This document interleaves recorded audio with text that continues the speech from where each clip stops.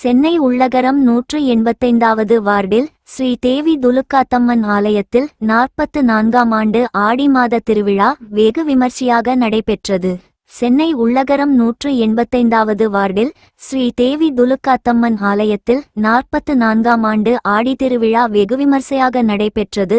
இந்த நிகழ்ச்சியில் பக்த கோடிகள் காப்பு கட்டி விரதமிருந்து அம்மனுக்கு வண்ண மலர்களால் அலங்கரிக்கப்பட்டு பூஜைகள் செய்து தீபாராதனை காண்பிக்கப்பட்டது. இந்த ஆலயத்தில் வருடம் குழந்தைகள் பரதநாட்டிய நிகழ்ச்சி நடைபெறும்.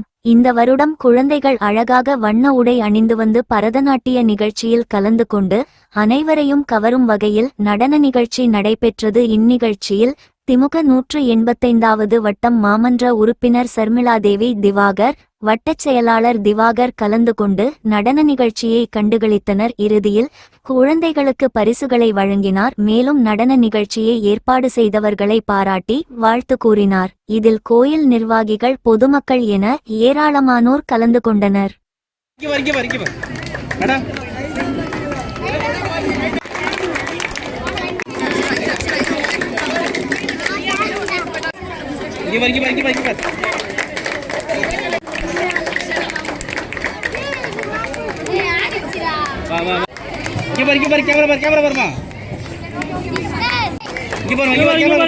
கேமரா